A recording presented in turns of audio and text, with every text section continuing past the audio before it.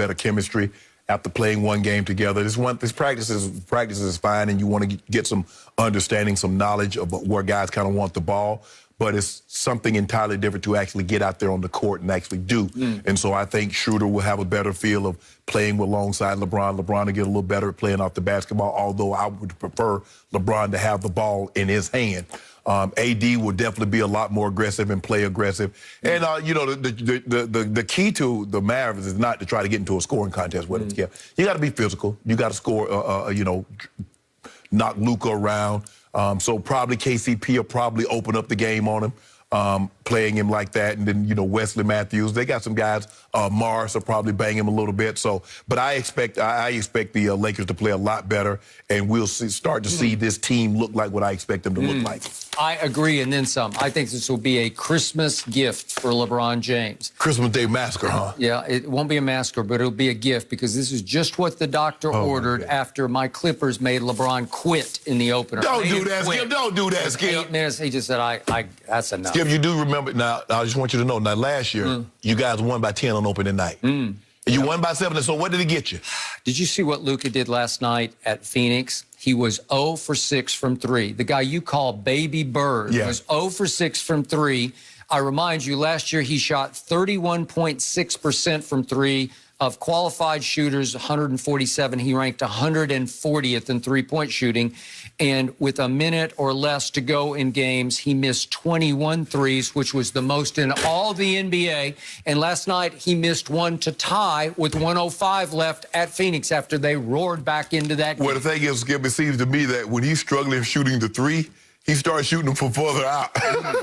He missed from 25. He said, let me go to 27. Let me try 30. Maybe this 32-footer going to go in. I will give you this. He's really good from 2 feet away because I don't know why they can't stop him, but he just slithers up and he Euro moves them. He's so wily, so crafty. And he shot the ball better from the free throw line, too. He did. He made his free throws last night, which he did not make last year. We'll see if that holds up.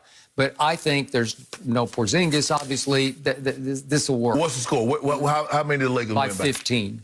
By 15. Dang. Yeah. What do you think? You have a little no respect. Well, not for Baby Bird, because now he's the odds-on favorite to win the MVP, and you cannot shoot a lick from 3.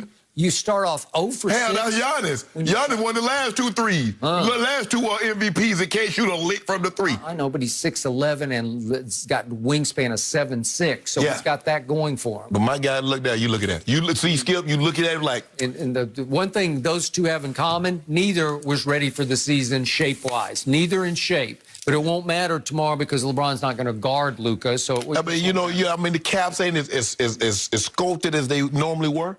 But he gonna get right. He gonna get right against Luka tomorrow. I think that's an old picture of LeBron. Trip dub. That's from the bubble. Trip dub.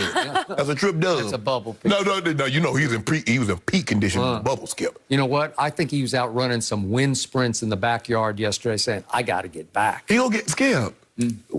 See, you don't rush perfection. The great cheeses, you let it pasteurize, you sit up and you let it go. The great meats, you don't rush it. The great wines, you don't rush perfection. You let it take its time. You let nature do what it does.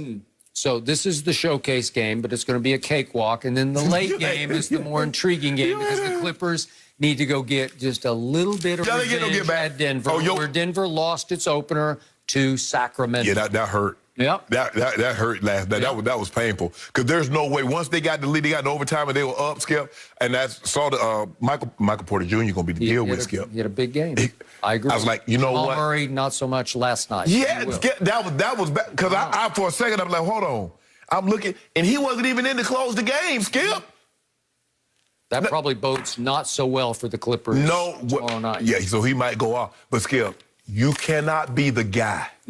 And when in crunch time, the last 2 minutes, 3 minutes of a ball game, fourth quarter overtime, you're not in the game. That cannot happen. That wasn't happening in the bubble because he was the game. Yes. Bubble, right? And that's what's so surprising, Skip. You saw that game, the way he played against the Lakers. Those last 3 to 4 games that he played against Utah, Skip, might be as good as anybody's played in a playoff game. And then the opening of the season, maybe he was nicked or something. Number 77, overrated. No, don't do that, Skip. Don't do that, man. Stop it with the MVP talk. Stop it. He coming out there. He probably already out here getting a tan. He probably on Malibu getting a tan right now. All right. Another star we saw, Trae Young, made NBA scoring history last night. We will give you the details. What are you doing over there, Shannon? Okay, save that for next. Oh, I was shivering. Stay with us.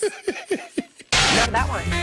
Well, guys, LaMelo Ball was racking up highlights in the preseason, but came up short last night in a season-opening 7-point loss to the Cavs. The third overall pick by Michael Jordan played nearly 16 minutes off the bench, but went 0 for 5 with 0 points, 3 assists, and 3 turnovers. That's maybe not the best start, but Shannon, how concerned should Michael Jordan be? It is early.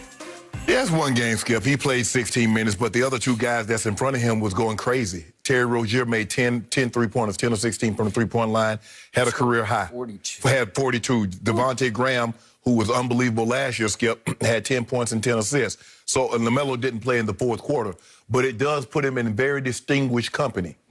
Of the top 3 picks, I think they said in the last 20, 25 years, he, Otto Porter Jr., Greg Oden, and Hassan Thabit are the only top 3 picks that did not score a point in the NBA debut. I don't know if I really want to be on that list because for Thabit and Greg Oden, Skip, it didn't go well. Otto Porter got a lot of money, but he hasn't been what a lot of people thought he was. Nope. But Skip, LaMelo is really not known as a scorer. He's more known for playmaking. And I don't really know how much playmaking with Graham playing the way he does and Terry Rozier playing the way he does, because Rozier can put the ball in the basket. So can Graham. But they also can facilitate. So I'm not going to look, it's the first game. Maybe it was anxious and he was trying. I mean, he was 0 for 5 from the floor, as Jenny mentioned, 0 for 3 from the three-point line. So I'm not going to, it's one game. Now, but I'm going to need to see something moving forward, Skip. I can't see a whole lot of more 0-point games and says, okay, yeah, it's all good. Because you told me at the end of yesterday's show that the game you were most looking forward to watching was LaMelo's game. Yeah, and then Terry Rozier started going crazy. And then I'm like, I don't think I'm going to see LaMelo. Yeah. Okay. The first sign, the first bad sign for me was I realized LaMelo's just a teenager. We get that. But he doesn't even start for what's not a very good team. Do I think they're going to make the playoffs? I don't. Right. No, hell no, they ain't making the playoffs. What I'm saying, you saw the firepower from... I like Terry Rozier. I have a lot, high respect for him. I like Graham. Yeah, I do too. And Gordon Hayward, I'm not the biggest fan, but they gave him a lot of money. And he scored 28 last night, but they're not going to sniff the playoffs. Right. So LaMelo doesn't start. And as you point out, he plays a grand total of 16 minutes last night. And while he was on the floor, he looked lost to me. He just, there were a lot of standing in the corner plays where he's like watching Terry Rozier. And they were playing him with Rozier and Devontae Graham. They were playing 3 guards. Well, how much touch is he going to get? Right. How much are you going to have the basketball in his hands? Not a lot. No. So. And I don't know if he's a guy that can play without the ball in his hands. He is the point guard. He's got to be the orchestrator of the offense. For his own offense or for the rest of the guys' offense. You think he's going to be a better passer than his big brother. I don't see that yet. You could be right because I just haven't seen enough of him at this high level. He played in the Australian League. Right. He was horrible from 3 in that league, was under 30%. I think he was 25%. He was 0 for 3 from 3 last night. Didn't even get to the free throw line.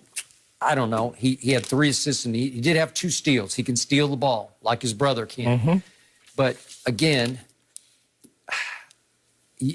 I am the biggest Michael Jordan fan on the planet, but when it comes to running the franchise, I am the least of the fans because this is horrendous what keeps happening here. And I'm sure Charlotte fans just sat back last night and said, well, here we go again. Well, I think the thing is, Skip, what happens is that they keep falling in the second spot. You get the second pick, and Anthony Davis goes 1, you're stuck with Kidd-Gilchrist. You get, the third pick, and you get Adam Morrison, you could have got. So that's the thing, Skip. It's like, you get the second pick when Peyton Manning comes out, or you get the second pick with one of these franchise, one of these franchise quarterbacks. Somebody going to be ticked off again because, Trevor Lawrence is going to go first. They're like, well, dang. Okay, just to remind people, and I hate to bring it back up, but under Michael's supervision, under his expertise, running the franchise, they've made the playoffs 3 times in 14 years. They got swept twice. They took the Miami Heat to 7 games once. So the record is 3-12 in the postseason under Michael, with only 3 appearances in 14 years. Right. Well, that's the Eastern Conference. Yeah, that's not right. No.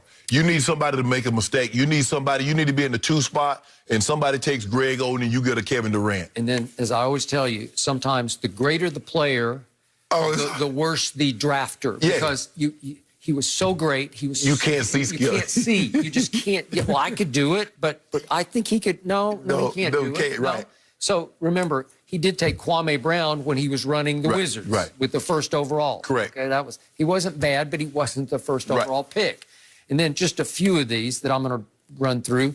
He drafted Adam Morrison over Brandon Roy. Okay. Brandon Roy had a short career, but he was better in that short career. He was better than Adam Morrison. He drafted Kemba, who's really good, but he passed on Clay and Kawhi. I don't know about that.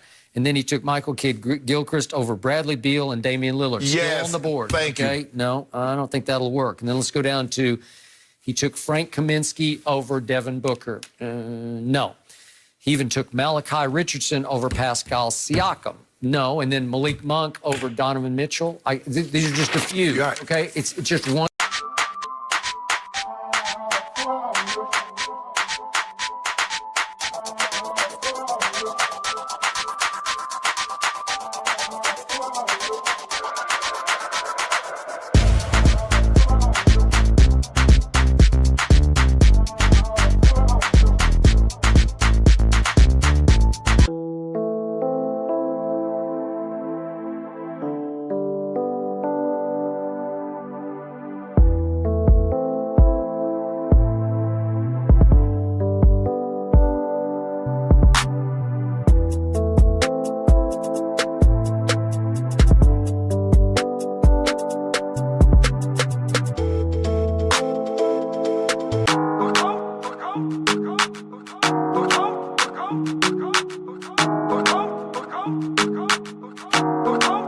Go.